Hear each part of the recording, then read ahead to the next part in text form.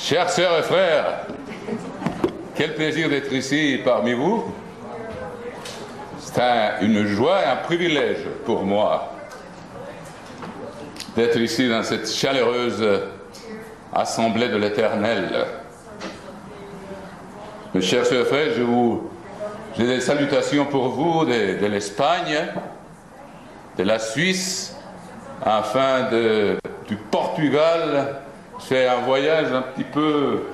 Il y a des gens qui pas beaucoup, mais des gens qui répondent à nos prédications sur l'Internet. Et ça porte du fruit. On est allé visiter plusieurs familles en Espagne et je crois qu'on a au moins 3 baptêmes à la fête des tabernacles, ce qui nous fait très heureux de voir que la parole de l'Éternel ne retourne pas vide. Même si c'est très peu de gens, c'est à lui de prendre cette décision. Comme le Christ a dit, personne ne peut venir à moi si mon Père ne l'appelle pas ou ne le ramène pas. Donc nous avons confiance en Dieu et nous continuons d'obéir l'ordonnance ou le commandement de Jésus-Christ. Allez prêcher à toutes les nations. Et voici, je serai avec vous jusqu'à la fin de l'ère. C'est du monde, mais vous savez qu'on peut le traduire plus clairement. Ce qu'il a voulu dire, ce n'est pas la fin du monde, mais la fin d'une ère. L'ère du gouvernement humain sur la terre. Et puis, nous voici presque à la fin de cette période. Nous continuons d'obéir ce commandement. Que c'est dommage qu'il y en a qui croient que l'œuvre a déjà été faite, mais il faut continuer parce que Dieu, il continue à appeler des personnes. On a les témoignages évidents partout dans le monde, même s'il n'y a pas de grand nombre, il y a toujours des gens qui continuent à être appelés et à devenir des enfants de Dieu, engendrés par le pouvoir de son esprit. Donc nous voici encore avec un voyage de plus en Europe, et très heureux d'être ici, comme je vous l'ai dit, parmi vous. Et ce que je voulais vous parler aujourd'hui, mes chers sœurs et frères, on doit donner la nourriture au peuple de Dieu en sa saison. Dans quelle saison nous trouvons-nous? J'aimerais vous lire, si vous voulez vous reporter, au chapitre 25 de l'évangile de Matthieu. Nous allons voir qu'il y a des indications là de la part de notre Maître, notre Seigneur Jésus-Christ, au chapitre 25, verset 45 de l'évangile de Matthieu. 25, et puis chapitre... M'excusez, moi je cherche d'abord l'écriture dans ma Bible espagnole. Je connais bien où sont les écritures, puis après je me rapporte ici dans la Bible en français. Donc, je vous ai dit, chapitre, c'est 24, excusez-moi, 24 et verset 45 de l'évangile de Matthieu. Alors, on lit là, c'est que l'Éternel nous commande, j'arrive même pas à voir les petits nombres là, ces versets sont dans... Quel est donc, verset 45, quel est donc le serviteur fidèle et prudent que son maître a établi sur ses gens pour leur donner la nourriture au temps convenable? Il y a d'autres versions qui disent en la saison convenable. Heureux du serviteur que son maître à son arrivée trouvera faisant ainsi. Donc, moi, je jouis maintenant de l'hospitalité chaleureuse de M. Ellis et de son épouse dans leur maison, et puis ils sont en train de récolter, de faire la moisson du blé, juste en ce jour-ci, hier soir. Ils ont travaillé jusqu'à très tard le soir, et avec la machine qui fait la moisson. Donc, on est dans un temps de moisson, la dernière partie de la moisson du blé.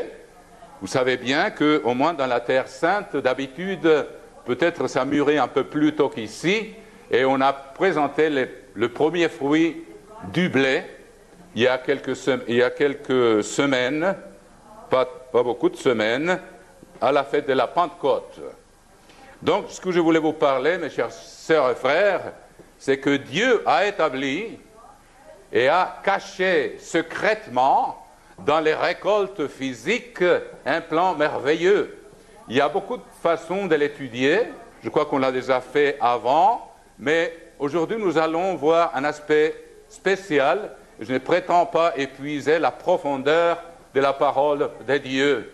Il y a toujours, comme dit le chapitre 4 de l'Épître aux Hébreux, la parole de Dieu est vivante.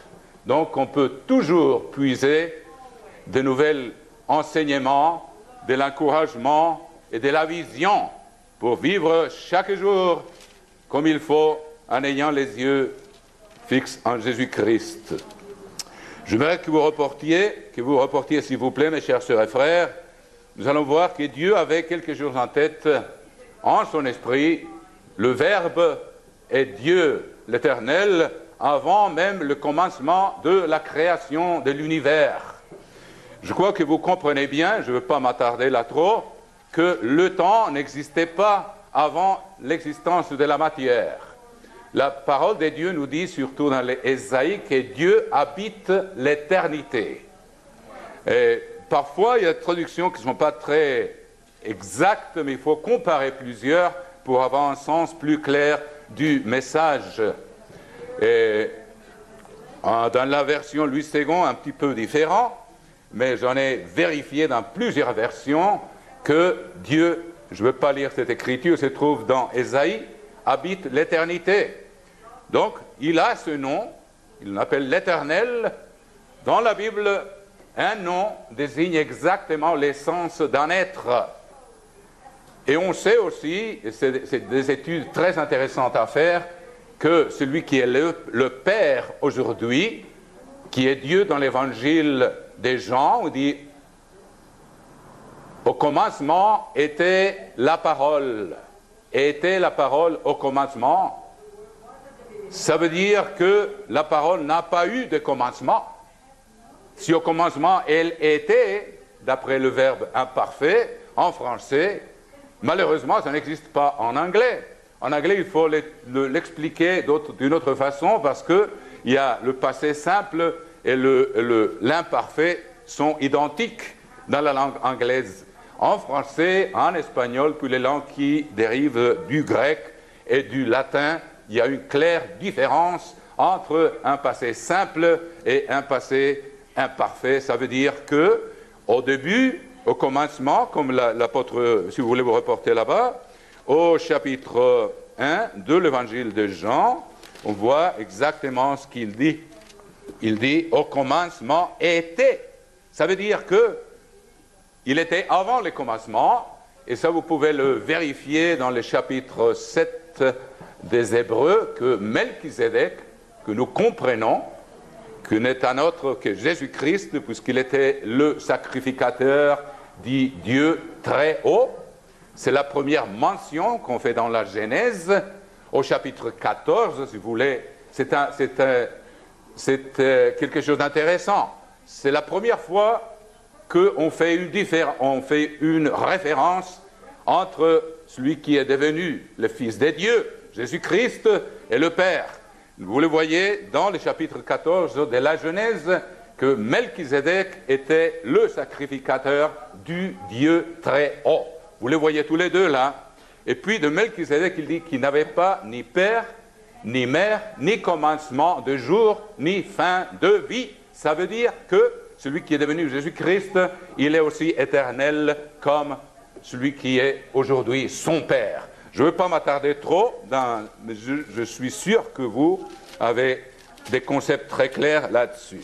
Ce que j'aimerais montrer, c'est que avant la création de l'univers, ils ont conçu un plan où celui qui est Dieu deviendrait le père d'une famille. Donc Dieu a inventé les concepts de famille bien avant la création de l'être humain.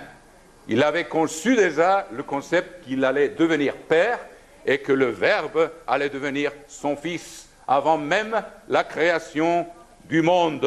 On peut le montrer clairement, si vous vous reportez, à l'épître de Tite, chapitre 1, s'il vous plaît, mes chers sœurs et frères. Il dit ici, épître à Tite, chapitre 1. Paul, serviteur de Dieu et apôtre de Jésus-Christ pour la foi des élus de Dieu et la connaissance de la vérité qui est selon la piété. Sans piété, sans obéissance à Dieu, on ne peut pas vraiment comprendre la vérité. Lesquels reposent sur l'espérance de la vie éternelle promise avant tous les siècles. Il y a notre version qui dit clairement promise avant le commencement des siècles. Vous savez que le temps, on peut le mesurer, par exemple, dans notre système planétaire. Quand la Terre tourne sur son axe, c'est un jour, vous le savez bien. Quand la Lune fait le tour complet autour de la Terre, c'est un mois. Quand la Terre tourne autour du Soleil, un tour complet, c'est une année. Et c'est comme ça que le temps a commencé. Dieu a créé le temps et a créé l'espace en même temps.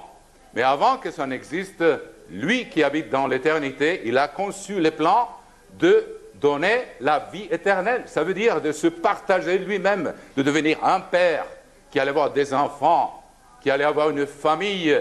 Et c'est merveilleux de pouvoir comprendre ça.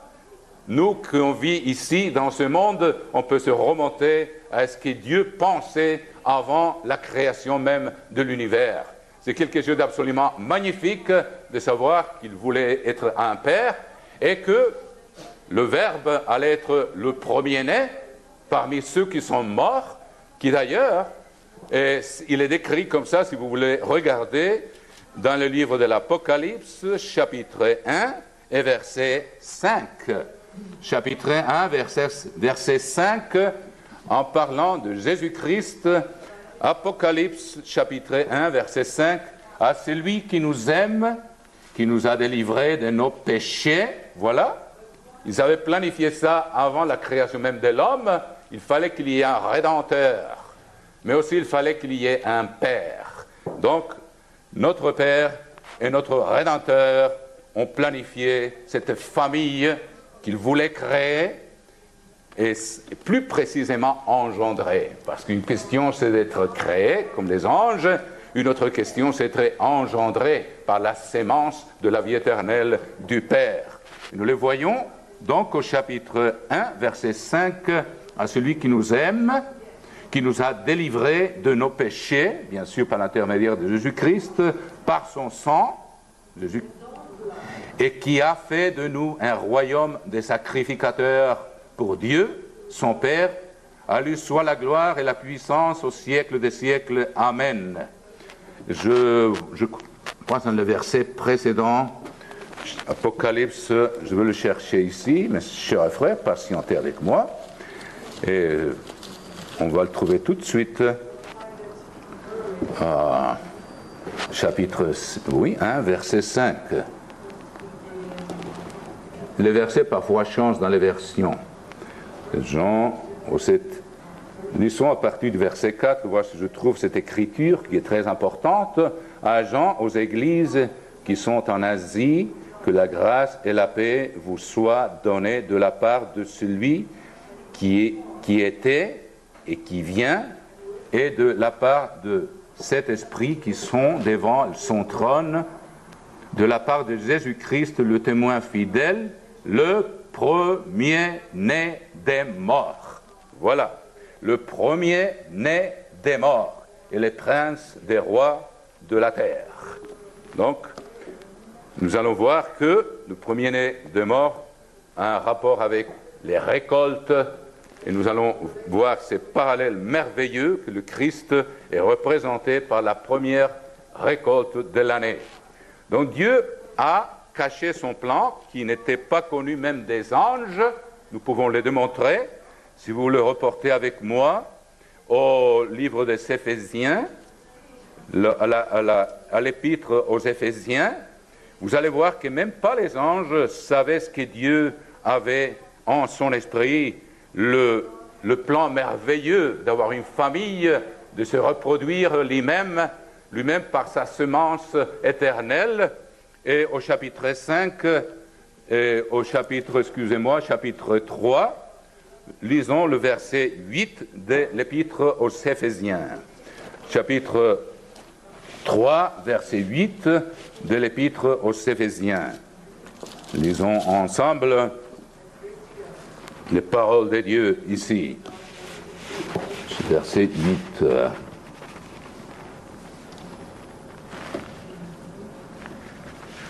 Lisons à partir du verset 7. Dont j'ai été fait ministre selon le don de la grâce de Dieu qui m'a été accordé par l'efficacité de sa puissance. À moi qui suis le moindre de tous les saints, cette grâce a été accordée d'annoncer aux païens les richesses incompréhensibles de Christ et de mettre en lumière le moyen de faire connaître le mystère. L'apôtre Paul prêchait un mystère qui avait été caché, d'après la parole qui suit là, le mot, de connaître le mystère caché de toute éternité en Dieu. Donc Dieu, le Père et le Fils, le Verbe, Dieu avait conçu un plan de se reproduire eux-mêmes. La famille divine, comme M. Armstrong l'a bien expliqué, et qui était cachée de toute éternité. Et Paul dit qu'il a eu ce privilège de mettre en lumière les moyens de faire connaître le mystère caché de toute éternité en Dieu, qui a créé toutes choses. C'est pourquoi les dominations, écoutez bien ça, les dominations, les autorités, ce sont des catégories angéliques, ce sont des anges. Vous savez que les anges sont des serviteurs de ceux qui vont hériter le salut. Nous autres, Dieu a créé les anges comme serviteurs, d'après l'Épître aux Hébreux. Je ne peux pas aller dans toutes ces écritures, mais ce sont des choses que vous devez connaître, n'est-ce pas? Et le Christ, quand il parlait à ses disciples, vers la fin de la dernière Pâque, il a dit, vous êtes mes amis, parce que je vous ai révélé les choses que mon Père m'a dit, parce que le serviteur, je ne vous appelle plus de serviteur, parce que le serviteur ne sait pas ce que son maître fait.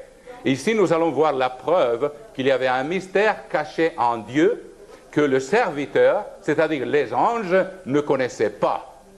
Et puis, il commence à dire, c'est pourquoi les dominations, ce sont des catégories angéliques que vous voyez quand même en Colossiens, chapitre 1, verset 16, où Dieu a créé les anges, les différentes catégories angéliques, toujours par l'intermédiaire du Verbe de Jésus-Christ.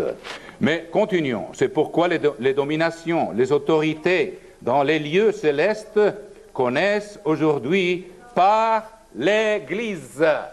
M. Armstrong expliquait qu'il y a 3 genres d'esprit. Il y a l'esprit des dieux, qui le Père a, qu'il transmet à ceux qui vont être ses enfants. Quand il y a la repentance, quand il y a le baptême et qu'on impose les mains, la personne est engendrée par la sémence de la vie éternelle que le Père lui donne. Donc, ici, l'apôtre Paul nous montre, et dans l'Épître aux Hébreux, il n'y a aucun des anges, il n'a jamais dit « tu es mon fils, je t'ai engendré ». Ils ont été créés des êtres spirituels, et ici il dit « c'est pourquoi les dominations, les autorités », souvenez-vous qu'il est en train de parler d'un secret, d'un mystère qui était caché de toute éternité. Et ce qui est merveilleux, c'est je répète ça pour que nous apprécions ce que Dieu nous montre par l'intermédiaire de son Église. C'est pourquoi les dominations, les autorités dans les lieux célestes connaissent aujourd'hui par l'Église la sagesse infiniment variée des dieux, selon le dessein éternel qu'il a mis à exécution par Jésus-Christ notre Seigneur. Donc, et nous allons voir ça confirmé, de voir que les anges, par la prédication, parce qu'il y a l'esprit des dieux, il y a l'esprit angélique, c'est un esprit créé par Dieu, il y a l'esprit dans l'homme, que vous savez bien que l'apôtre Paul en parle, l'homme normal, M. Antoine a beaucoup expliqué ça, a un esprit en lui qui n'est pas l'esprit des dieux, mais c'est l'esprit humain qui lui donne une intelligence supérieure à toutes les autres créatures. Mais cet esprit par lui-même que toute personne a, souvenez-vous que Moïse et Aaron, parfois ils priaient « Ô Dieu des esprits de toute chair ». Et Salomon a dit, quand un être humain meurt, le corps ou la poussière retourne à la poussière et l'esprit retourne à Dieu. Donc, même si ce n'est pas un esprit qui a été engendré par le Père, quand même il retourne à Dieu parce qu'il en garde pour la résurrection, pour ressusciter tous les êtres humains qui n'ont jamais vécu. C'est grâce à cet esprit où toute la connaissance, toute l'expérience acquise par cette personne est concentrée là. Aujourd'hui, nous, avec les ordinateurs, on comprend, avec toute l'information qu'on peut mettre dans un disque d'un ordinateur, les software et les hardware, n'est-ce pas? Dieu met tout là. Si vous sortez toute cette information d'un ordinateur, c'est comme si vous sortiez l'esprit d'un être humain qui retourne à Dieu. Et l'ordinateur, il ne sait plus rien, n'est-ce pas? C'est comme le corps qui retourne à la terre. Maintenant, on le comprend un peu mieux. Mais quand Dieu va ressusciter les êtres humains, ils utilisent cet esprit avec toute l'information et il le met dans un corps de chair qu'il va reconstruire ou qu'il va recréer. C'est pourquoi la reine du Sud, elle va se rappeler qui elle était. Elle va accuser les gens de la génération de Jésus-Christ en leur disant « Alors, vous aviez celui qui est assis dans le trône blanc, et vous ne lui avez pas cru, et moi je suis venu défendre la terre pour écouter la sagesse de Salomon. Et puis à ceux de Ninive, ils vont ressusciter. Comment vont-ils se rappeler qui ils étaient? Parce que Dieu leur a retourné l'esprit. C'est comme l'ordinateur, on a sorti toute l'information, puis on la remet, et puis l'ordinateur revient avec son information. Par lui-même, le disque ne peut pas fonctionner, il lui faut un corps. C'est intéressant d'observer ces choses, que les inventions humaines, avec une mentalité semblable à celle des dieux, inventent de plus en plus. Maintenant, il paraît que l'invention des robots a été tellement perfectionnée que ça peut éliminer les emplois pour beaucoup des gens sur la Terre. Donc, les êtres humains, sans la direction divine, peuvent aller dans des extrêmes dangereux. Donc, on continue ici. Donc, c'est par la prédication de l'Église que les catégories angéliques comprennent ce que Dieu avait caché de toute éternité. Et nous, on peut le voir confirmé avec l'épître de l'apôtre Pierre au chapitre 1 et verset 10. Première épître de l'apôtre Pierre, nous allons voir ça, chapitre 1 et verset 10. Première épître. Les prophètes qui ont prophétisé touchant la grâce qui vous était réservée, la grâce d'être de la famille divine, d'être de la même essence que notre Père au ciel et Jésus-Christ. Autrement, il ne serait pas l'aîné parmi une multitude de frères. C'est parce que le même qui a engendré Jésus-Christ est le même qui nous a engendrés à nous. Nous sommes bien sûr des petits frères, mais on est des enfants du même Père. C'est merveilleux, c'est un mystère qui était caché. Et puis voilà comme l'apôtre Pierre confirme ce que je viens de vous lire dans l'épître aux Éphésiens. Chapitre 1, verset 10, les prophètes qui ont prophétisé touchant la grâce qui vous était réservée. Cette grâce de savoir qu'on va avoir la vie éternelle et qu'on sera la famille divine pour toute une éternité. Et puis nous, tous, on s'approche de ce moment, bien, soit parce que notre vie s'approche de sa fin, si nous persévérons jusqu'à la fin, ou que nous allons être debout et être des témoins de l'apparition du Christ dans les nuées, quand il viendra chercher son Église pour la conduire devant le Père pour les noces de l'agneau.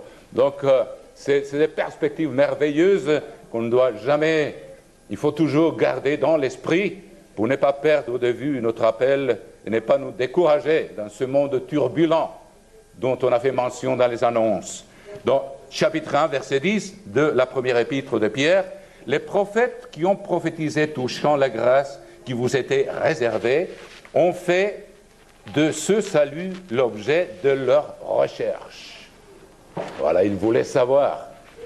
Et, comme vous savez, l'apôtre Paul dit que lui, il a été en charge de la révéler aux païens, à ceux que Dieu a appelés pour faire part de l'Israël des dieux. Par l'Esprit des dieux, ils deviennent l'Israël des dieux. Le salut, l'objet de leur recherche, les prophètes, ils recherchaient, et de leur investigation. Ils voulaient sonder l'époque et les circonstances marquées par l'Esprit de Christ qui était en eux. Donc ils avaient l'Esprit, mais ces choses n'avaient pas encore été révélées jusqu'à l'avènement de notre Seigneur Jésus-Christ, quand il a donc donné l'autorisation pour commencer à révéler ce mystère, et qui attestait d'avance les souffrances de Christ et la gloire dont elles seraient suivies. Il leur fut révélé que ce n'était pas pour eux-mêmes, mais pour vous, qu'ils étaient les dispensateurs de ces choses que vous ont annoncées maintenant, ceux qui vous ont prêché l'Évangile, la bonne nouvelle. Quelle est notre destinée? Je viens d'entendre, c'était en Suisse, le suicide d'une dame qui était vraiment l'incarnation du succès. Elle était championne de escrime, elle s'appelait Isabelle, je ne sais pas que, mais elle était bien connue dans la télévision française en Suisse.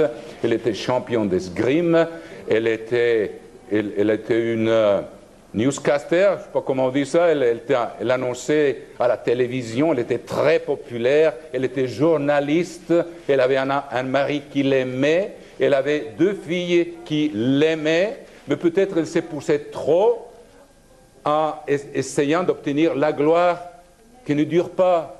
Elle s'est épuisée, les docteurs lui ont donné comme diagnose ou diagnostic burn out. C'est-à-dire, ses énergies étaient brûlées. Elle est tombée dans une dépression profonde. Parce qu'elle a tout mis à la recherche de cette gloire passagère. Et moi, je ne la critique pas, je le dis avec beaucoup de respect, parce que la Bible quand même dit, il faut faire les choses d'après nos forces. Mais peut-être elle s'est poussée trop, et elle n'arrivait pas à se remettre de cette dépression. Et il y a dimanche dernier, il y a 2 semaines, il s'en va à la station et puis elle attend le train de Nyon. Elle a sauté juste avant, elle s'est tuée de cette manière. Elle a secoué, n'est-ce pas, tous les gens étaient très émus. Elle n'a pas compris, comme nous, chers sœurs et frères, pourquoi on est là, pourquoi on doit s'efforcer vraiment, quel est notre but, quelle est la raison par laquelle nous avons été appelés par Dieu. Il prépare les princes et les rois du royaume des dieux. C'est pourquoi il y en a si peu qui sont appelés. Les gens ne comprennent pas le plan de Dieu. Dieu il est en train de former des sacrificateurs et des rois. Le peuple qui va être gouverné et administré par ces gens-là, il n'est pas encore appelé. C'est les premiers fruits que Dieu est en train d'appeler et de préparer pour que nous devenions, avec le Christ, des rois et des sacrificateurs, pour être prêts à administrer le salut, la prédication, la guérison aux millions qui vont venir pendant le millénium que Dieu va appeler. Mais il aura tout en place. Il aura toutes les structures du gouvernement parfaites en place pour secourir ces gens. Ce que le gouvernement du monde aujourd'hui ne font pas, mes amis. Dieu sait ce qu'il est en train de faire. Et c'est intéressant, les gens qui ne comprennent pas, que nous comprenons ce que Dieu est en train de faire. Il dit, mais pourquoi il y a si peu de gens dans vos églises? Comment ça se fait qu'il y en a si peu? Nous, on comprend. Dieu, vous savez, pour régir un peuple, il ne faut pas beaucoup de rois. Hein? Il faut un roi ou il faut... Donc, Dieu sait ce qu'il est en train de faire. Et il est en train de nous préparer. Nous autres, nous devons lutter contre le diable qui est encore en liberté, qui essaye de nous tenter continuellement par son pouvoir, la puissance de l'air. Nous devons lutter contre l'environnement d'une société qui était influencée tout au long de son histoire par ce pouvoir. Et nous devons lutter contre les tendances qui sont en nos corps, n'est-ce pas, qui veulent nous mener captives à la loi du péché. Nous allons voir ça dans un moment. Je me suis attardé un peu ici dans C, je vais finir ce que l'apôtre Pierre dit, et que pour nous plonger un peu plus dans les leçons que nous pouvons apprendre des récoltes que l'Éternel a établies sur la terre et qu'il a caché son plan derrière ces récoltes. Nous allons voir ça, vous le comprenez, je sais, par les fêtes des dieux, mais c'est intéressant de le comprendre un peu plus en détail. Donc, je reviens à ce que on lisait avec l'apôtre Pierre, excusez-moi, chapitre 1, verset 10, j'étais parti un peu, une digression là. Les prophètes qui ont prophétisé touchant la grâce qui vous était réservée ont fait de ce salut l'objet de leur recherche et de leur investigation. Quel est le salut? Le salut est quand on est libéré de ce corps de chair et Dieu nous donne un corps glorieux, semblable à sa propre gloire.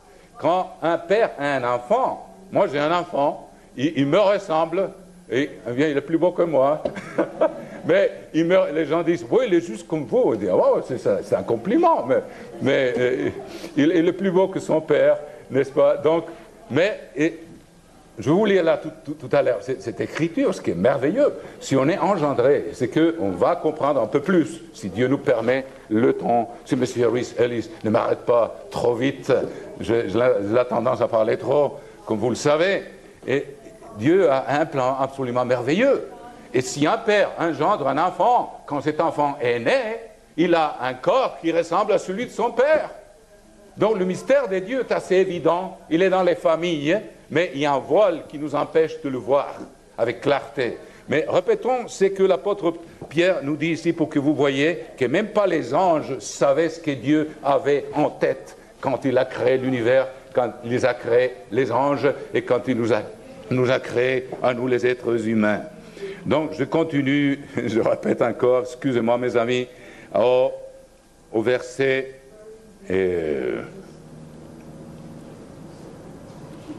verset 10, 1, 10, je les ai lus avant, mais c'est merveilleux, on va le relire, je ne veux pas interrompre maintenant. Et les prophètes qui ont prophétisé touchant la grâce qui vous était réservée ont fait de ce salut l'objet de leur recherche et de leur investigation. Ils voulaient sonder l'époque et les circonstances marquées par l'Esprit de Christ qui était en eux et qui attestait d'avance les souffrances de Christ et la gloire dont elles seraient suivies. Il leur fut révélé que ce n'était pas pour eux-mêmes, mais pour vous, c'est-à-dire pour nous, qu'ils étaient les dispensateurs de ces choses, qui vous ont annoncé maintenant ceux qui vous ont prêché l'évangile, la bonne nouvelle. Quelle est notre destinée? Cette dame suisse qui avait une belle famille, elle ne comprenait pas notre destinée. Elle s'est épuisée à avoir cette gloire, elle avait une popularité extraordinaire, elle voulait la conserver, elle n'a pas réussi, elle s'est épuisée. Nous devons bien comprendre quelle est notre destinée et ne pas tomber dans le désespoir si on garde ce rapport avec l'Éternel. Comme le Christ dit, venez à moi, si vous êtes chargé, de difficultés ou de dépressions, quoi que ce soit, je vous guérirai. Et nous avons cette foi et nous avons ce recours. L'Évangile par le Saint-Esprit envoyé du ciel et dans lequel les anges désirent plonger leur regard. Vous voyez là confirmé, Éphésiens et chez l'apôtre Pierre, les anges sont des serviteurs et ils comprennent maintenant ce que Dieu est en train de faire avec nous. Il nous les révèle par le Saint-Esprit de Dieu, l'Esprit du Père qui s'unit à notre esprit. Donc c'est quelque chose de merveilleux. Donc comment est-ce que ces mystères étaient cachés? Où est-ce qu'il était caché? Vous vous souvenez que M. Armstrong, quand il est venu dans la vérité et que Dieu a utilisé, s'est servi de son épouse pour lui montrer que c'était le sabbat qu'il fallait garder. Une fois qu'il a commencé à garder le sabbat, il a compris qu'il fallait garder les fêtes.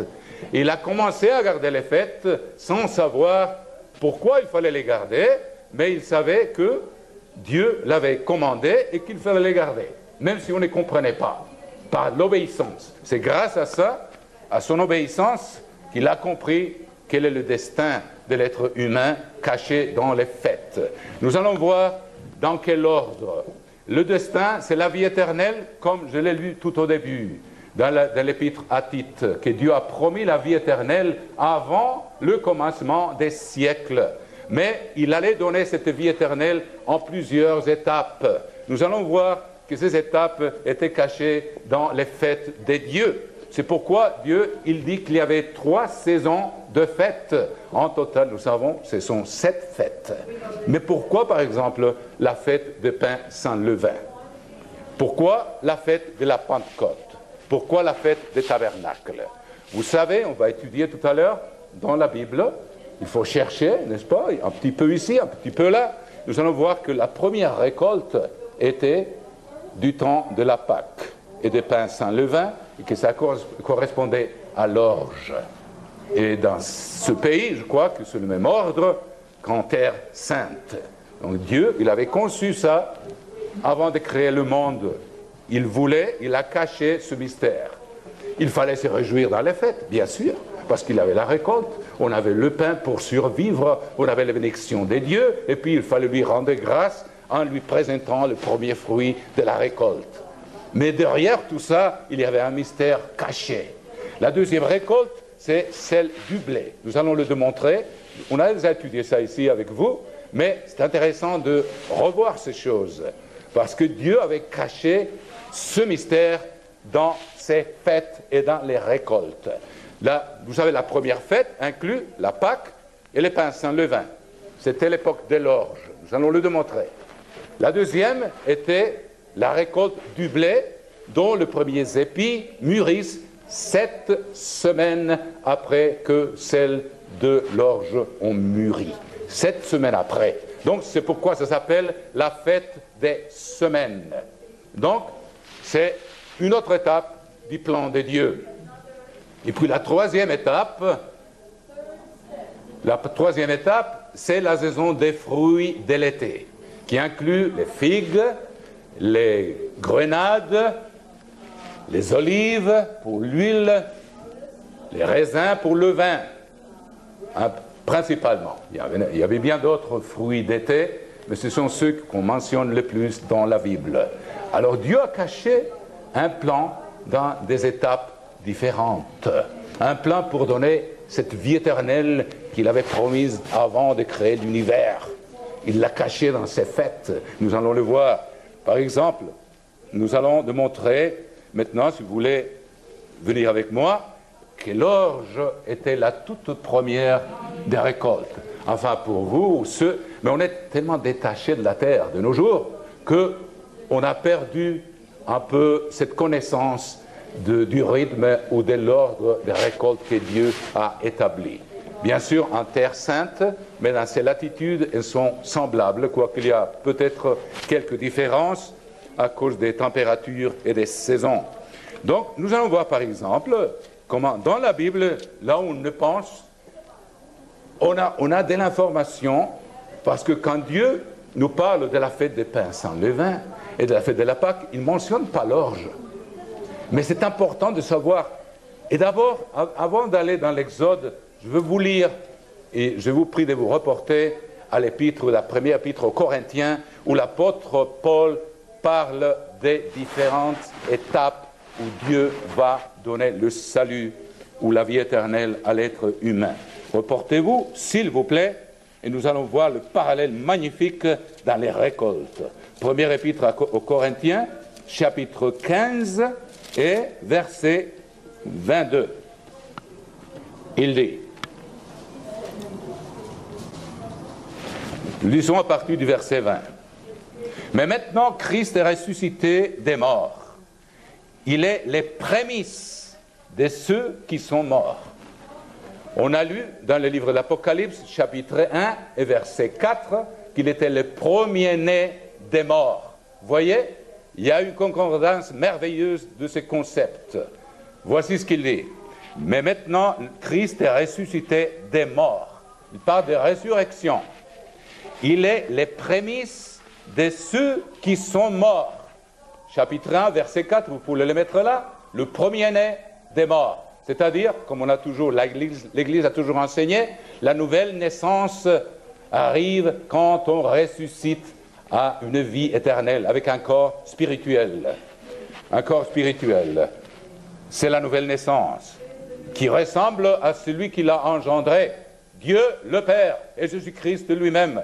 D'ailleurs, j'ai oublié de vous lire dans les derniers versets de Philippiens. Vous voulez vous reporter au chapitre 3 de Philippiens, s'il vous plaît, et puis ne perdez pas l'écriture que je vais vous donner en Corinthiens. Au chapitre 3, verset 30 des Philippiens.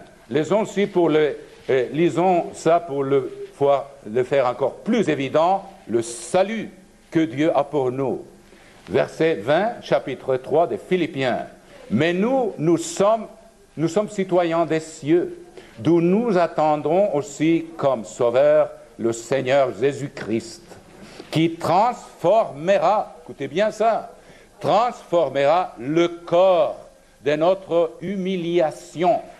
Humilité vient de terre, humus, vous savez, là où la terre est riche, on dit il y a beaucoup de humus, c'est-à-dire quand on est humble, on se rend compte qu'on n'est que de la poussière, comme Dieu l'a déclaré à Adam. Alors, qui transformera les corps de notre humiliation.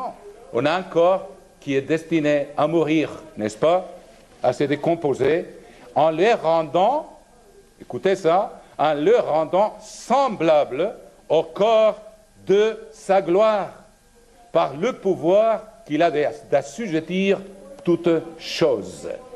C'est absolument merveilleux ce que Dieu est en train de faire. Il nous engendre avec son esprit comme un père. Et puis, quand on ressuscite comme le Christ qui est le premier-né des morts, ça veut dire qu'il y en a d'autres qui viendront après. Quand il y a un premier-né, il faut qu'il y en ait d'autres. Nous serons aussi nés des morts, mais avec un corps semblable à celui de sa gloire. Comment cela est possible? Je vais vous lire une écriture là qui peut offenser des gens qui ne sont pas habitués à ça, mais nous savons que toutes choses viennent de Dieu. Et peut-être vous la connaissez. Dans la première épître des Jean, je vous prie de vous reporter au chapitre 3 de la première épître des Jean.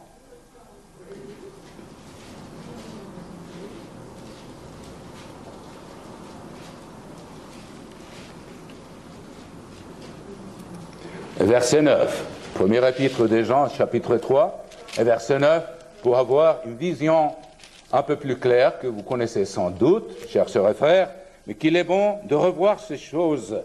Première épître des Jean, chapitre 3 et verset 9, c'est par là que se font reconnaître les enfants de Dieu.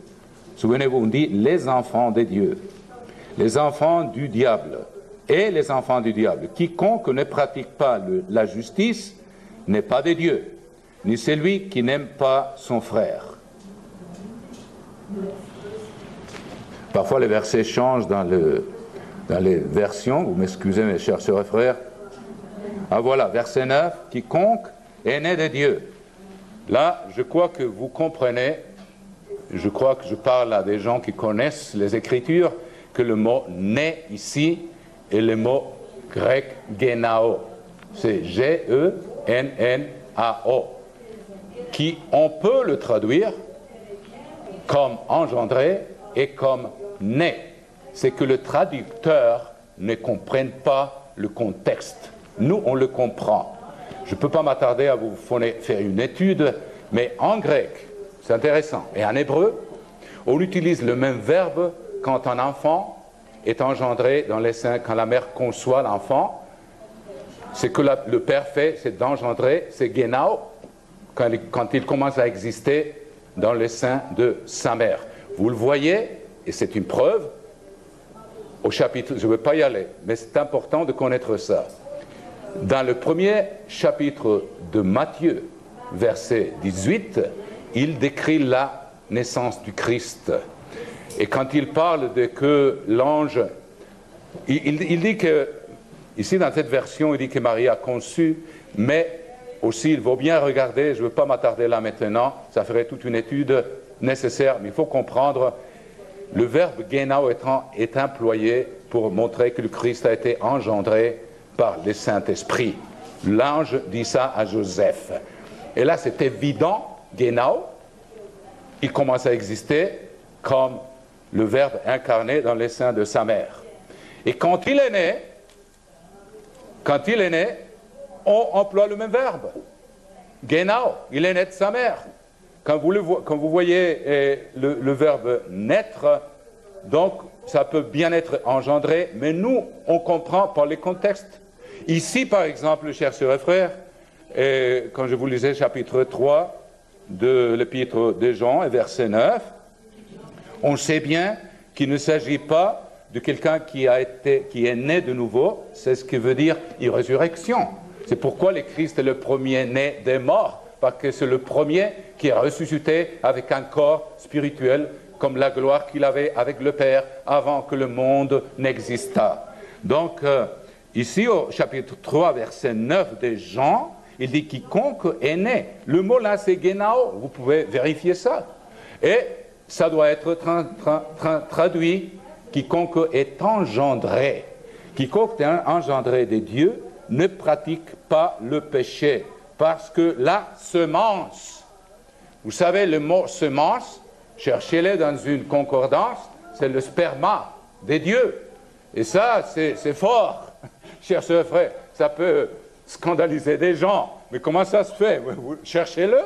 Quand il dit « la semence de Dieu demeure en lui », c'est-à-dire celui qui lui a transmis cette vie, que quand s'il a la persévérance jusqu'à la fin, il sera né de nouveau, génao, avec un esprit, avec un corps d'une gloire semblable à celle du Père qui l'a engendré et à celle du Père qui a engendré Jésus-Christ, notre frère aîné.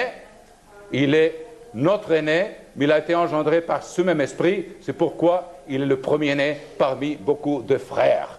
C'est merveilleux de voir comme l'Écriture, elle s'accorde partout dans ses concepts. Donc, le mot qui est là, il dit, c'est le sperma de Dieu demeure en lui. Ça veut dire, quand on a l'Esprit en nous, on comprend ce que l'Écriture nous dit souvent. N'attristez pas l'Esprit de Dieu. Si ce corps a été purifié par le sang du Christ, par son sacrifice, le mot « bérit » en hébreu veut dire alliance ou pacte, pour que nous puissions être la demeure du Saint-Esprit et qu'il puisse se développer en nous, et qu'il puisse développer en nous le caractère du Père qui nous a engendrés, il a fallu que notre corps soit purifié. Et là, on entre dans une alliance avec Dieu, d'obéir ses commandements. Et quand nous, on commence à pratiquer le péché, à répéter des erreurs comme ça, ou même, si ce n'est qu'une fois, l'esprit s'attriste. Parce qu'il y a quelque chose qui appartient à Dieu lui-même, hein, qui nous dit, il ne faut pas aller dans ce chemin-là. Ça a coûté le sang du Christ. Vous savez le privilège d'avoir la présence du Père en vous. Nous avons la présence des dieux en nous. Le Christ a dit, ceux qui croient à mes paroles et qui les gardent, le Père et moi, nous viendrons à lui et nous ferons demeure en lui. Comment ils le font? Par l'intermédiaire du Saint-Esprit du Père, nous on devient les temples de l'Esprit de Dieu. Il vivait dans l'ancienne alliance avec le peuple. Dans la nouvelle alliance, il vit dans le peuple. Il vit en nous, dans une intimité profonde qu'on doit respecter, chers sœurs et frères. Et c'est pourquoi l'Esprit s'attriste quand nous voulons ou quand nous tombons dans le péché. Et c'est pourquoi il faut se repentir immédiatement, demander pardon et continuer dans cette voie étroite. Quiconque commence à pratiquer le péché, il y a un moment où l'Esprit ne le supporte plus. Il sort de cette personne et pour que cette personne soit sauvée, il faudrait que le Christ meure de nouveau. Et l'apôtre Paul dit, c'est impossible. Dieu ne donnera plus le repentir à une personne qui a abusé de cette manière, le privilège d'avoir été engendré par le Père et d'avoir qu'il mette sa sémence éternelle en nous pour nous donner un corps spirituel semblable au sien. Donc c'est très important de revoir ces choses. Donc voilà la semence des dieux. Il avait un secret. Une semence, quand on la plante, ça produit des fruits. Donc, le Christ a dit qu'il fallait que la semence meure pour qu'elle puisse naître de nouveau. Donc vous voyez, tout s'accorde merveilleusement. Et c'est pourquoi Dieu a choisi l'orge, qui est la toute première des récoltes, pour représenter son Fils. Mais nous allons voir quelques leçons qu'on peut apprendre là-dessus, qui sont merveilleuses, qui nous enseignent que Dieu veut que nous développions son caractère. Donc nous allons voir d'abord l'ordre des récoltes comme une révision pour que vous les ayez en vos esprits, chers sœurs et frères. Par exemple, une indication, l'une des premières, je crois la première qu'on trouve, c'est dans le chapitre 9 de l'Exode. Donc, je vous pose la question. Quand les enfants d'Israël étaient en Égypte, c'était quel mois? Vous le savez bien. C'était le printemps. C'était le mois de Nissan ou le mois d'Abib. Ils ont gardé la Pâque. Ils ont quitté l'Égypte le premier jour des pains sans levain. Donc on sait bien dans quelle saison Dieu a envoyé les plaies en Égypte. Donc c'est important d'avoir ce contexte dans nos esprits pour vérifier comment Dieu il nous montre. Chapitre 9, verset 31. Donc il faut chercher les Écritures pour trouver des choses merveilleuses. Chapitre 9, verset 21 du livre de l'Exode. 9, verset 21. Le voilà. 30. Mais ceux qui ne prirent point leur cœur à parole. L'Éternel, c'est l'Éternel, oui. Tiens, le verset change. Je m'excuse, mes amis, mais pas de problème. On va trouver de toute façon. Non, c'est que je me suis trompé. Voilà. Chapitre 31. Verset 31. Chapitre 9, verset 31. Le lin et l'orge avaient été frappés. Il parle ici de la plaie de la grêle. Vous vous souvenez que les récoltes d'Égypte ont été détruites. Donc, Dieu nous montre ici pourquoi l'orge a été détruite. Le lin, je répète, c'est Exode 9, 31. Le lin et l'orge avaient été frappés parce que l'orge était en épi et que c'était la floraison du lin. Le froment, qui est l'équivalent du blé, et l'épeautre n'avaient point été frappés parce qu'ils sont tardifs. Donc, le blé vient après les orges. L'orge a été détruit par la grêle en Égypte parce qu'il était déjà en épi. Ça veut dire, et puis nous allons voir quelques autres preuves, par exemple, attendez voir, le livre de Ruth nous donne des indications assez claires de l'ordre des récoltes. Le livre de Ruth, vous le trouvez bien sûr à la fin du livre des Juges, avant le livre de Samuel, et puis nous allons voir, vous lisez au chapitre 1 et verset 22 du livre de Ruth. Ainsi revinrent du pays de Moab Naomi et sa belle-fille Ruth, la Moabite. Ils arrivèrent à Bethléem au commencement de la moisson des orges. Au commencement de la moisson des orges. Donc, qu'elle mûrissait déjà.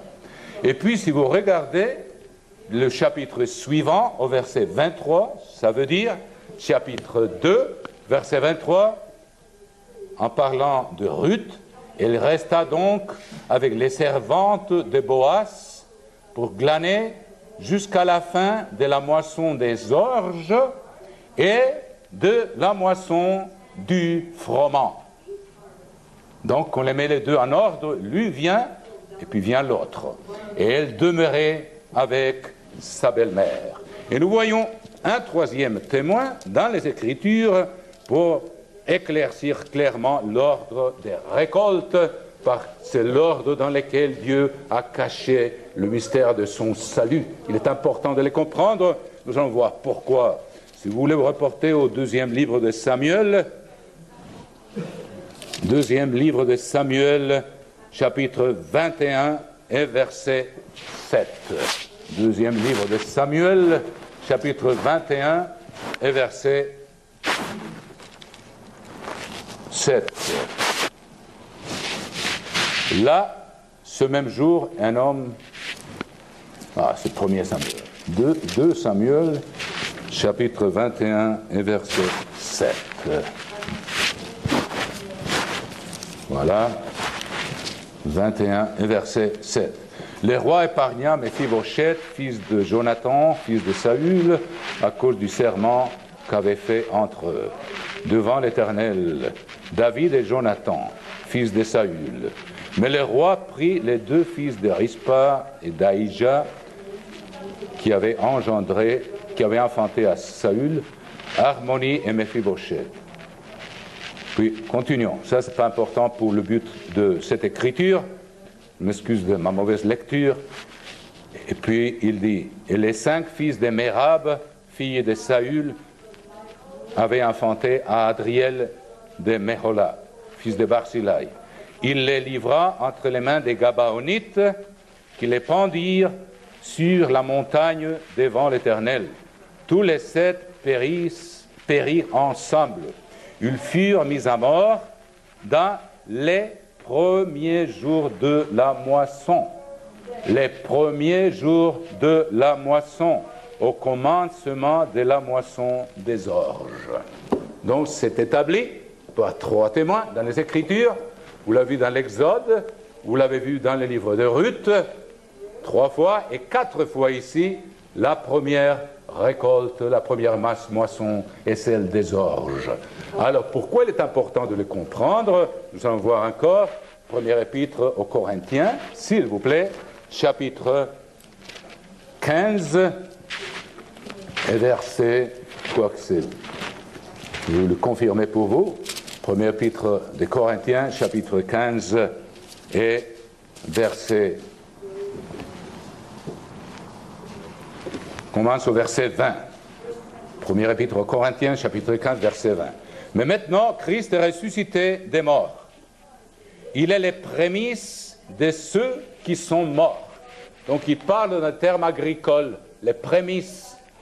Donc, car puisque la mort est venue par un homme, c'est aussi par un homme qu'est venue la résurrection des morts. Donc, il parle du salut qui vient par la résurrection. Et comme tous meurent en Adam, de même aussi tous revivront en Christ. Il parle de résurrection. Mais chacun en son rang. Vous lisez d'autres versions, disent chacun en son ordre. Donc, Christ comme prémisse. Prémisse de quoi? De la première récolte, l'orge. La première qui sort de la terre, le Christ est le premier qui est sorti de la terre. L'analogie est parfaite. Quand les orges se sont mûris, vous savez que le prêtre, il fallait qu'il les coupe à la fin du sabbat hebdomadaire. Ça, c'est une autre étude que vous devez faire pour avoir toutes ces choses. Le Christ n'est pas venu abolir la loi. Il est venu pour l'accomplir. Le suprême sacrificateur coupait les prémices de l'orge à la fin du sabbat hebdomadaire, pendant la fête de la Pâque des pains sans levain, et le lendemain, il les offrait devant Dieu. C'est pourquoi quand le Christ est ressuscité à la fin du sabbat, quand il est sorti du tombeau, c'est l'heure exacte où le suprême sacrificateur coupait les prémices de l'orge. Il est venu accomplir ce qui avait été caché dans les récoltes, dans les moissons. Et le lendemain, quand Marie-Madeleine a voulu le toucher, il lui a dit, ne me touche pas, je ne suis pas monté chez mon père encore. Il attendait que le prêtre, le lendemain, quand il avait coupé cette gerbe d'orge, le lendemain, il devait la présenter devant Dieu et la tourner du sud au nord, de l'est à l'ouest, en montrant que le sacrifice de Christ était pour la rédemption de toute l'humanité. D'abord les prémices, mais on va voir dans quel ordre. Donc, tout était caché là. Et nous avons maintenant, Dieu a relevé le mystère. Nous pouvons le voir. Et c'est intéressant quand le suprême sacrificateur a coupé ce gerbe, elle n'était plus en contact avec la terre. C'est-à-dire, c'est comme une espèce d'indication, il était un être spirituel. Il ne dépendait plus de la terre. Il est le premier qui est né des morts, qui a été transformé et que Dieu lui a donné les corps de la gloire qu'il avait avec lui avant que le monde n'existât. Donc, le lendemain, peut-être à la 3e heure, je ne sais pas, le suprême sacrificateur levait ces prémices que l'apôtre Paul mentionne ici, devant Dieu, et le Christ est monté à son Père, et je crois, essayez d'imaginer, après les tortures et les souffrances que le Christ a endurées pour nous, et pour faire triompher le plan qui s'était proposé avant la création de l'univers. Et puis l'accomplissement dans l'esprit arrive. Ce qui avait été fait pendant des siècles et qui était caché derrière. Il se présente au Père. Peut-être qu'il lui a dit, Père, la mission a été accomplie. Notre plan va triompher. Tout ce qui est caché derrière ça, c'est merveilleux. C'est merveilleux. Donc, l'apôtre Paul, comme nous l'avons écrit, il dit Christ, les prémices. Et nous voyons, il l'a accompli même à l'heure exacte où les premiers épis ont été coupés, et à l'heure exacte où le suprême sacrificateur les a présentés le lendemain devant Dieu. Il l'a accompli. Il n'est pas venu pour abolir la loi. C'est très important de comprendre ça. Il y a toujours un accomplissement.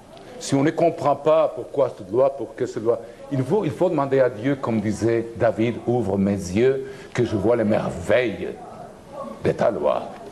Il y a toujours quelque chose qu'on peut découvrir. Je ne vous montre qu'un petit aspect des choses merveilleuses que Dieu a cachées dans sa création.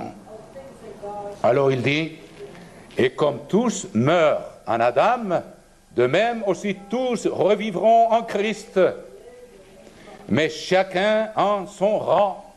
Et vous pouvez mettre là, si vous voulez, en son ordre. Christ comme prémisse. Il était les prémices de l'orge, la toute première récolte.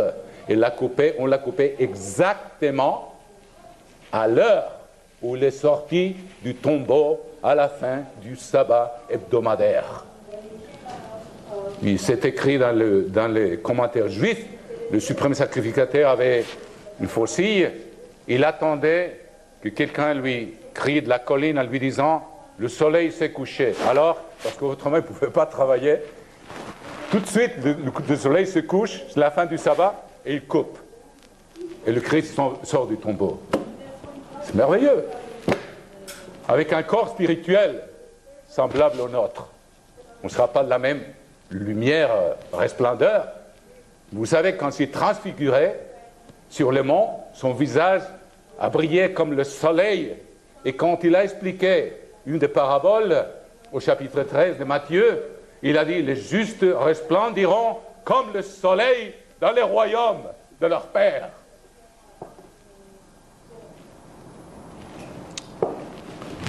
Bon, on continue.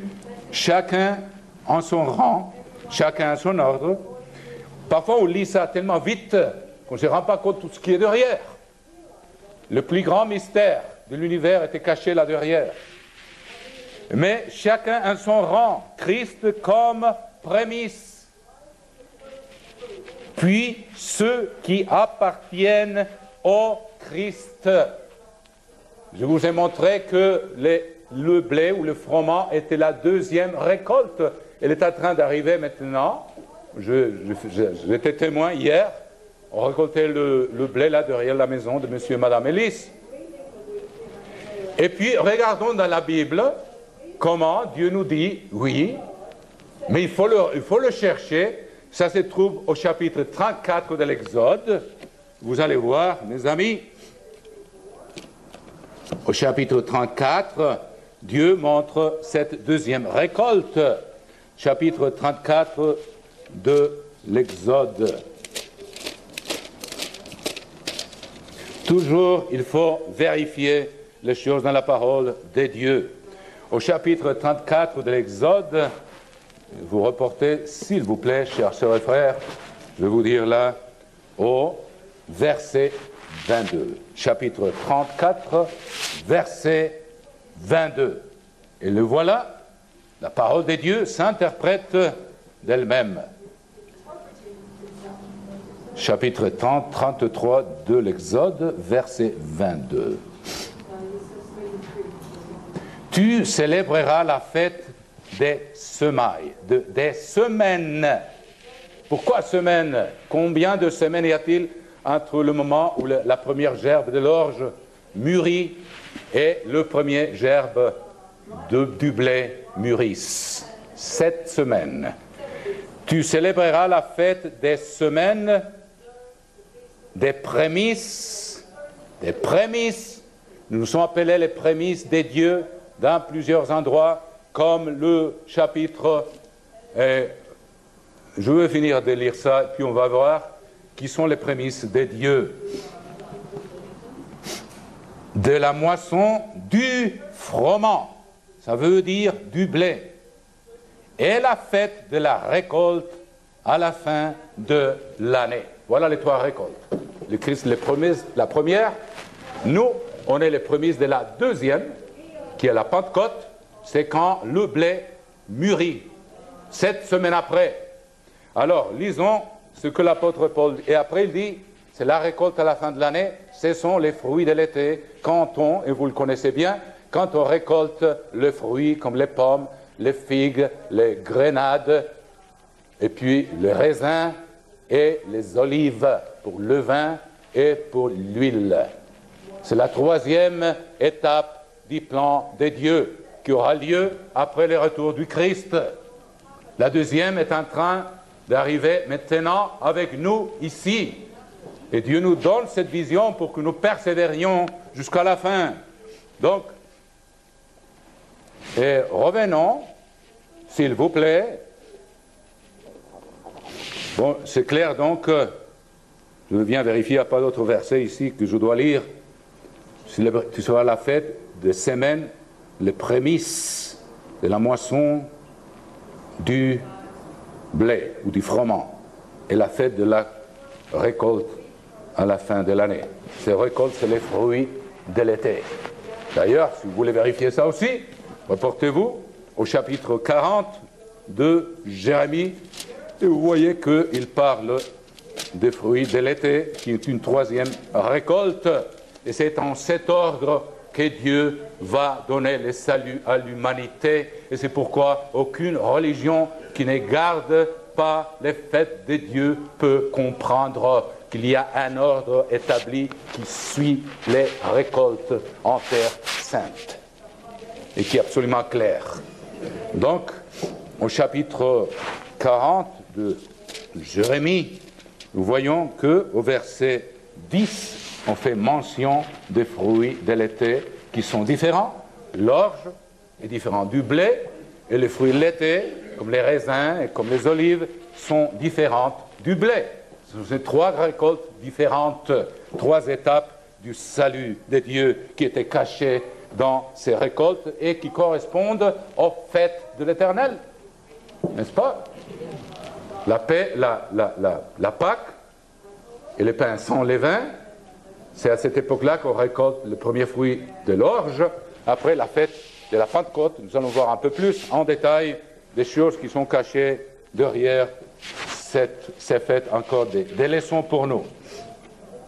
Donc au chapitre 40, verset 10 de Jérémie, nous allons voir par la Bible elle-même quelles sont ces récoltes. La 3e récolte, vous savez que le temple a été détruit au mois d'août le 10 du mois de Ab.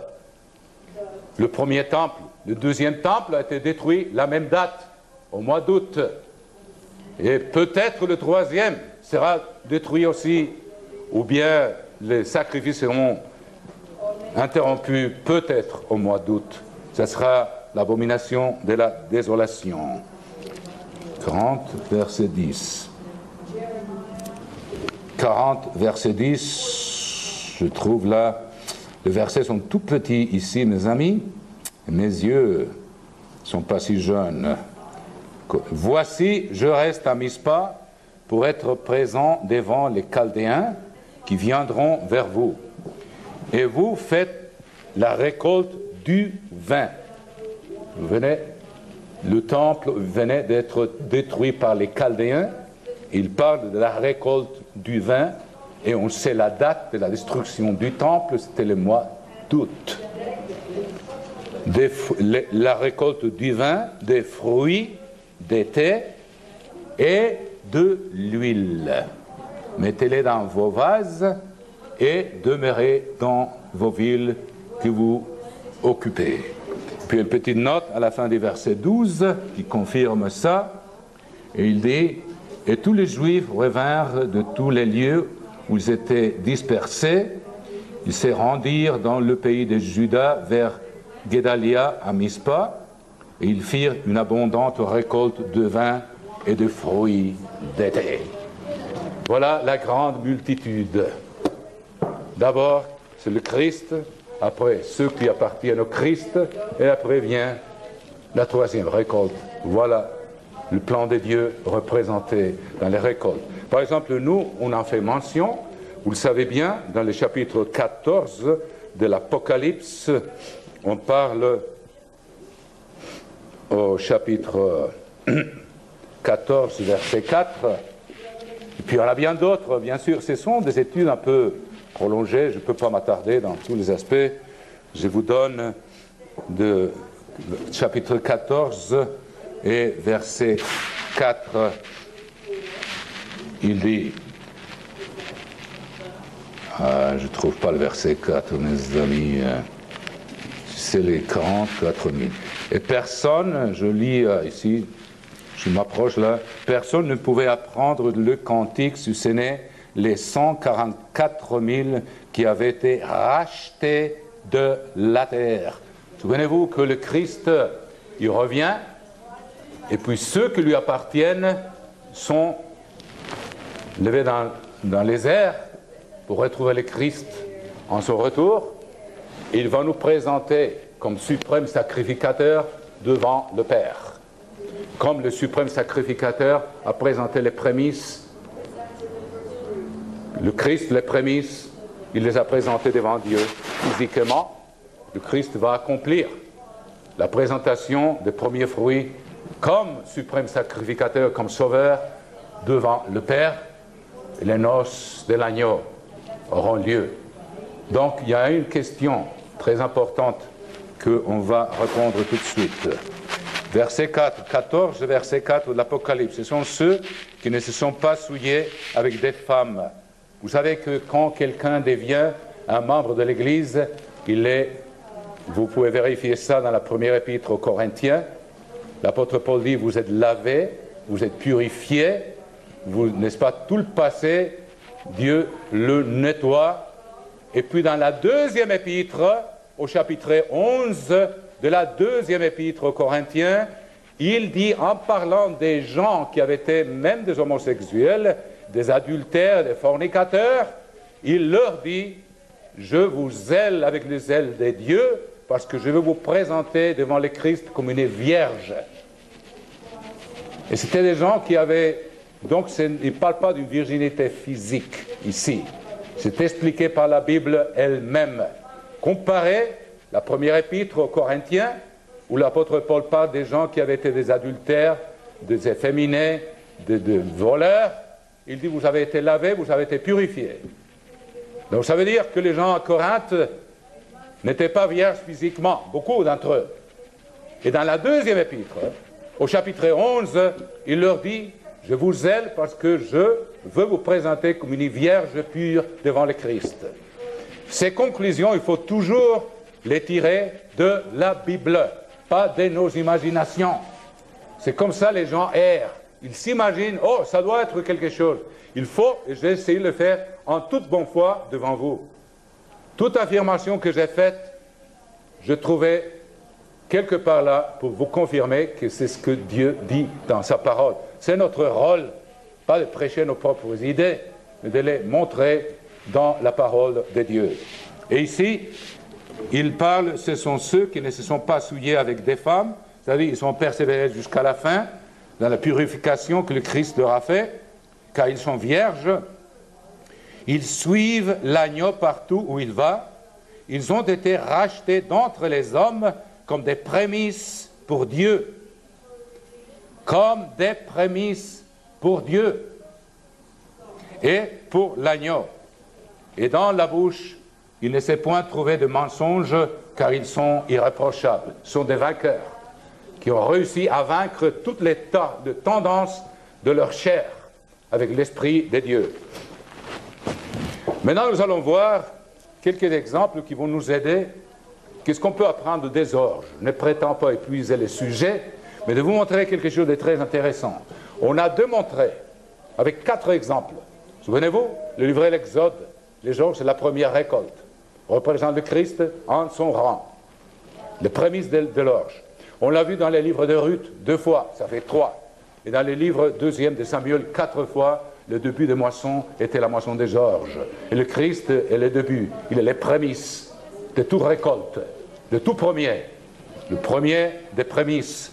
Donc, qu'est-ce qu'on peut apprendre de l'orge? Qu'est-ce que le Christ est venu nous enseigner? Quel genre de caractère? Maintenant, tout ce que je vous ai mentionné, simplement comme une introduction, on a justement fait l'introduction. Bon, monsieur Ellis sourit là, et puis je n'ai fait que l'introduction. On va commencer maintenant la deuxième partie du sermon. Donc, préparez-vous, mes amis. Respirez profondément et on va continuer. On n'a pas le temps de faire une pause parce qu'il y en a qui vont prendre le train, je crois. Je ne veux pas que vous soyez tard à la maison à cause de moi. Donc, je vais essayer de le faire le plus vite possible. Quelle est la première leçon qu'on peut... c'est pas la première. Pourquoi le Christ a choisi les orges? Pourquoi le blé n'était pas la première des récoltes et puis les orges la deuxième? Il y a une raison que la Bible nous dit. Reportez-vous au chapitre de l'Apocalypse, chapitre 6. Apocalypse, chapitre 6 et verset 6.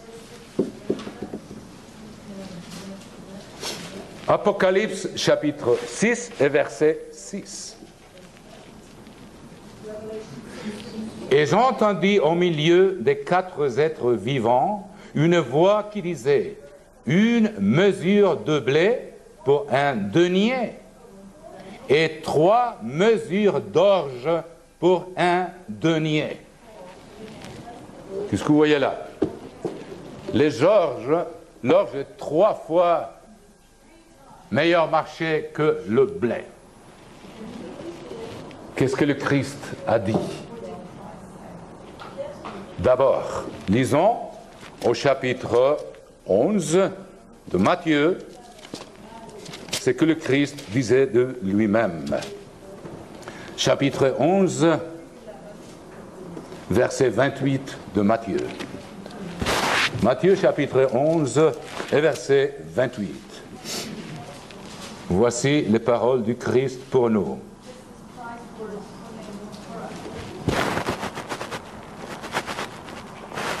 Venez à moi, vous tous qui êtes fatigués et chargés, et je vous donnerai du repos. Voilà ce que cette dame qui était très capable, cette dame suisse, qui il y a 2 semaines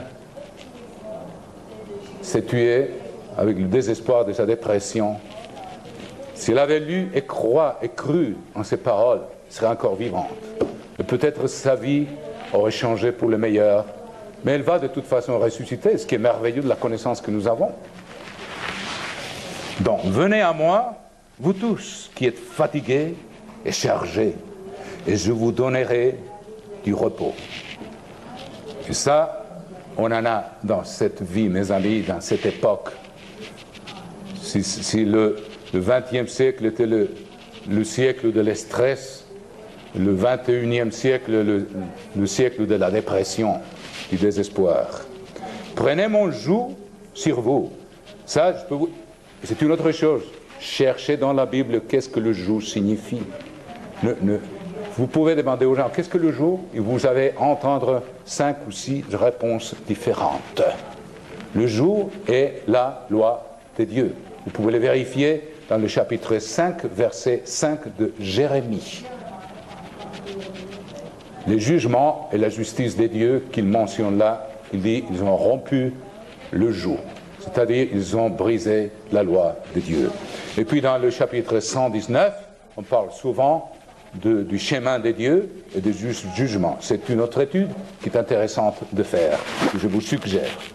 Prenez mon joug sur vous et recevez mes instructions. Vous savez qu'il y a une meilleure traduction, et je l'ai vérifié, c'est pas que je vais changer Louis II, mais je vous donne des traductions que j'ai vérifiées dans plusieurs langues.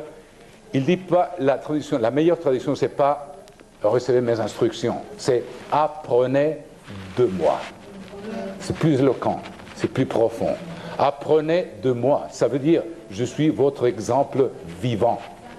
Apprenez de moi, car je suis doux et humble.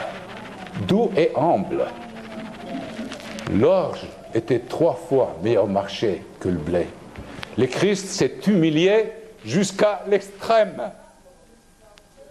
Il veut que nous apprenions de lui. Il s'est fait représenter par la récolte la moins chère.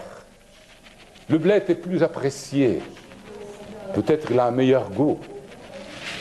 Apprenez de moi. Souvenez-vous, c'est mieux que recevez mes instructions. Vous pouvez le vérifier dans d'autres versions. Qui suis humble et doux de cœur. Voilà, il choisit l'orge, qui est moins cher que le blé qui nous représente à nous. Et s'est humilié beaucoup plus que nous. Nous pouvons nous humilier. Et il était Dieu. Et il n'a jamais péché. Donc nous n'avons aucun droit d'être vaniteux. Je parle pour moi-même. Je suis le premier. On a tout ça dans la chair. On va le voir tout de suite après. Et vous trouverez le repos pour vos âmes. Car mon joug est doux et mon fardeau léger.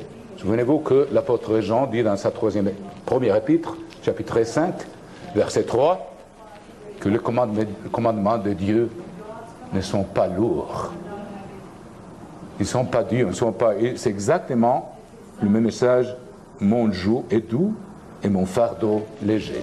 Bien sûr, c'est un joug, c'est un fardeau, mais il est doux et il est léger.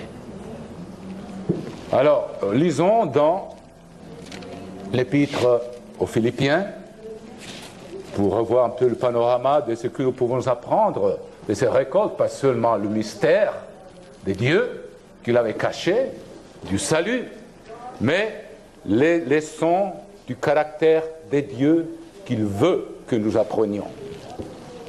Il nous l'enseigne aussi par les récoltes, en nous montrant le caractère du Christ, tout d'abord par l'humilité. Et lui, il était Dieu, et toutes choses ont été faites par son intermédiaire. Toutes choses. Sans lui, rien n'a été fait. Chapitre 2 de Philippiens, verset 1. Si donc il y a quelque consolation en Christ, s'il y a quelque soulagement dans l'amour, s'il y a quelque communion d'esprit,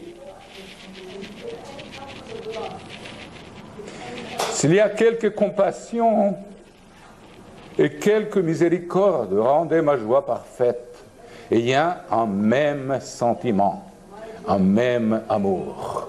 Vous savez pourquoi l'Église des dieux est divisée aujourd'hui, mes amis? Lisez chapitre 13, verset 10 des Proverbes.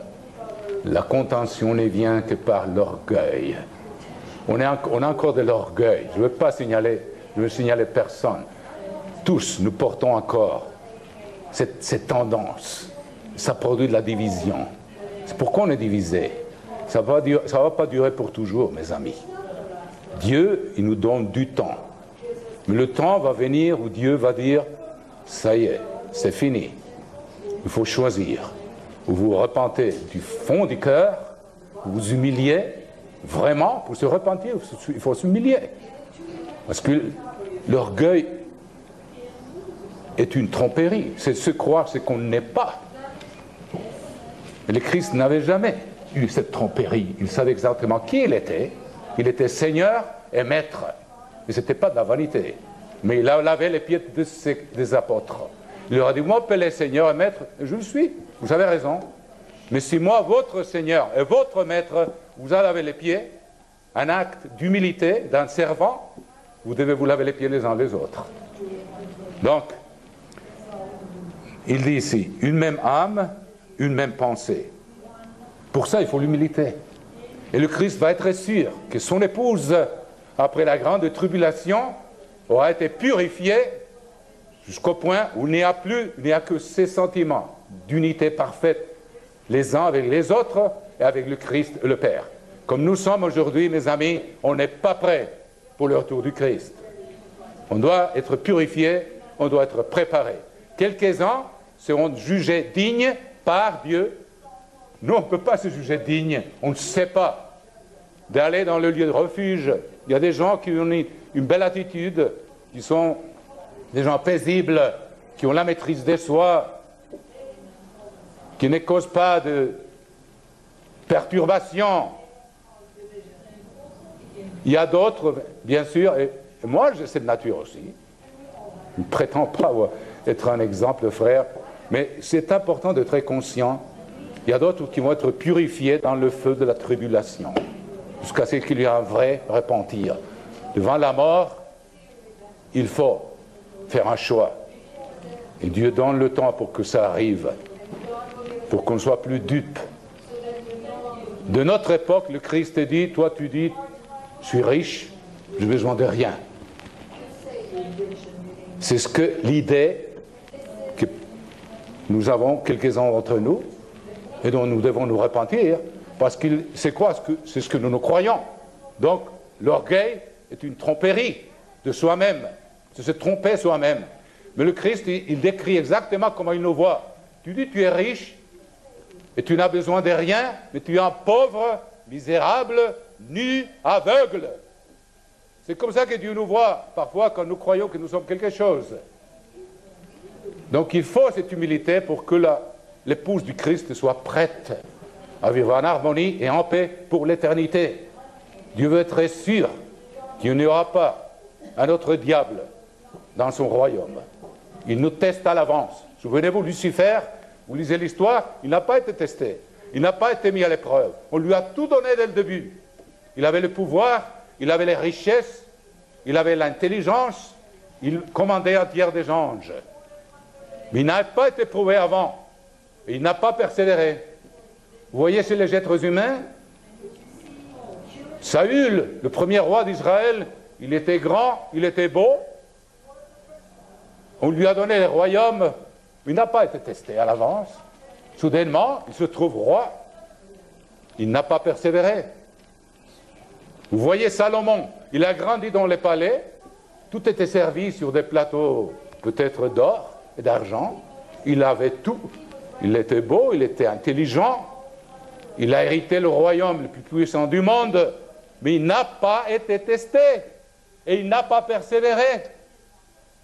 Vous voyez Joseph, le jeune homme à 17 ans, il est vendu par ses frères, et Dieu lui a appris l'humilité parce qu'il avait eu ses rêves et peut-être ça lui avait monté un petit peu à la tête, je ne sais pas.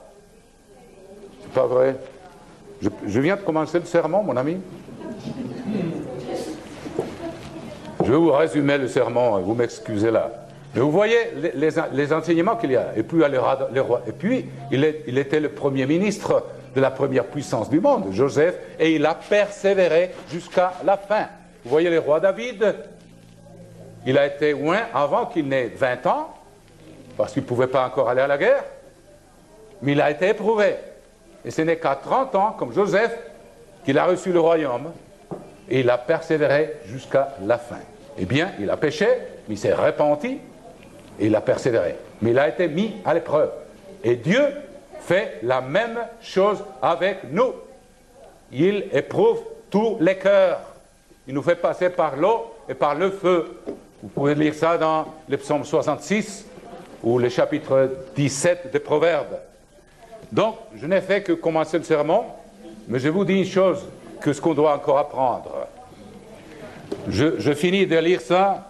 Le Christ existant en forme des dieux, verset 6 de Philippiens 2, il n'a point regardé son égalité avec Dieu comme une proie à arracher, mais il s'est dépouillé lui-même en prenant une forme de serviteur, en devenant semblable aux hommes, et il a paru comme un vrai homme, et il s'est humilié lui-même, se rendant obéissant jusqu'à la mort, même jusqu'à la mort de la croix.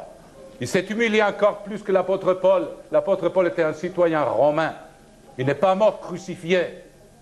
On lui a coupé la tête. Le Christ n'est pas un citoyen romain, n'était pas. Il a été crucifié. Il a été humilié beaucoup plus que l'apôtre Paul. Il est venu nous donner un exemple d'humilité. Nous n'avons aucun droit, je vous dis pour moi-même. Je ne me considère pas une personne très humble, chers et sœurs, frères, mais ça nous fait réfléchir. Il s'est humilié. Il s'est fait présenter par l'orge. Alors, je ne vais pas dans les Écritures parce que je n'ai pas le temps, mais que ce que nous pouvons apprendre de la Pentecôte. Comment ça se fait que le premier fruit de la Pentecôte, je sais que je parle à des gens qui connaissent la loi, donne-moi 3 minutes de grâce, mon ami, et ça y est. Et comment ça se fait que les prémices sont présentées avec du pain, avec le vin? Vous vous êtes posé la question. Comment ça se fait que les prémices sont présentées? Le Christ était présenté comme le premier fruit des orges. Il n'y avait pas de levain là-dedans. Et nous, le jour de la Pentecôte, on est présenté avec du levain devant Dieu. Et il y a même des gens dans l'Église qui croient que la résurrection va arriver le jour de la Pentecôte. Ils ont oublié quelque chose de très important. Et je vous l'ai dit clairement. Tous ceux qui ont reçu le Saint-Esprit ce jour-là étaient des personnes physiques avec du sang et de la chair.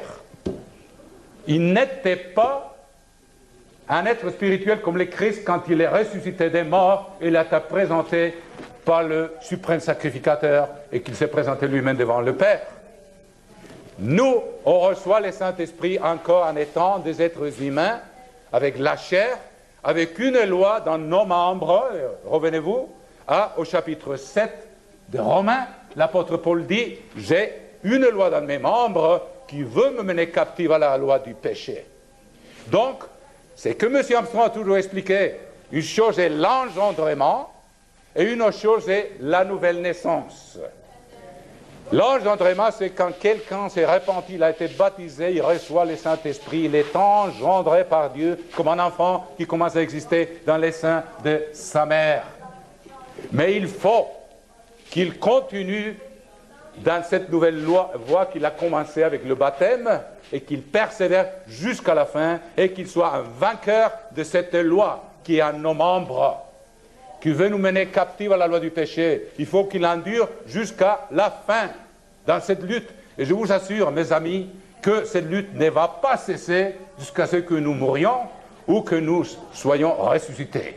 Tant qu'on vit dans cette chair, on a une lutte jour après jour. C'est pourquoi le Christ il dit, si tu veux me suivre, dénie-toi toi-même, prends ta croix, fais mourir toutes ces tendances et suis-moi. Donc, voyons, il y a des leçons du caractère des dieux, et puis je peux analyser les fruits de l'esprit et les œuvres de la chair, mais je vous laisse ça à vous, chers sœurs et frères, c'est une des leçons. Donc, l'engendrement, c'est quand on reçoit le Saint-Esprit, et la nouvelle naissance pour ceux qui ont persévéré, qui ont été des vainqueurs, qui ont continué dans le schéma étroit, en obéissant les lois de Dieu, dans l'esprit et dans la lettre, eux, ils seront nés de nouveau. Quand? Aux trompettes. Donc, la deuxième récolte commence, la signification, avec du pain, avec du levain, on est engendré, et ça s'accomplit quand on est ressuscité avec un corps spirituel. Il n'y a pas de levain. Quand le Christ va nous présenter devant le Père, on aura un corps glorieux, semblable à sa gloire. Il n'y aura pas de levain. on sera présenté devant le Père comme le Christ s'est présenté lui-même, et puis que symboliquement, le suprême sacrificateur l'a présenté. J'avais encore à vous expliquer les leçons qu'on peut apprendre des fruits de l'été. Et je vous prie de les lire dans le chapitre 13 de Luc, quand il parle d'un figuier. Il avait attendu trois années pour voir un fruit. Dieu nous donne son esprit, il met sa sémence en nous et il attend qu'il y ait une transformation de notre caractère. Il veut qu'il y ait du fruit. Quand les années passent, il n'y a pas de fruit. Lisez la parabole du figuier. Donc il a dit, ça fait 3 ans que j'attends du fruit et je ne le vois pas. Je vais le couper. Il a dit, non, je vais trop remuer autour de lui. On attend encore un peu pour voir s'il porte du fruit. Et puis, au chapitre 15 des Jean, il parle du fruit des raisins dont on fait le vin. Et il dit quand on ne reste pas attaché à Dieu, et ça prend une discipline quotidienne, du jeûne, de la prière quotidienne, du jeûne fréquent, l'étude de la Bible, la méditation et la mise en pratique des choses qu'on apprend. Parce qu'on apprend beaucoup de choses, on ne les met pas en pratique, il vaudrait mieux ne pas les avoir apprises. Alors, voilà des leçons qu'on peut apprendre des récoltes, pas seulement les plans de Dieu, mais les leçons du caractère de Dieu qu'il veut que nous développions en nous, parce qu'il a mis sa sémence en nous. Il veut de fruits, il veut de résultats, et ça sera notre joie quand nous aurons obéi, et nous serons forcés de tout notre être, avec l'aide de Dieu, pour produire du fruit, et ça sera le comble de la joie. Que l'Éternel nous aide, chers sœurs et frères. Vous m'excusez, mais j'aurais dû pas me prolonger si long, mais je voulais vous laisser. Je ne viens pas ici souvent, donc je vais vous parler pour cette année et la prochaine.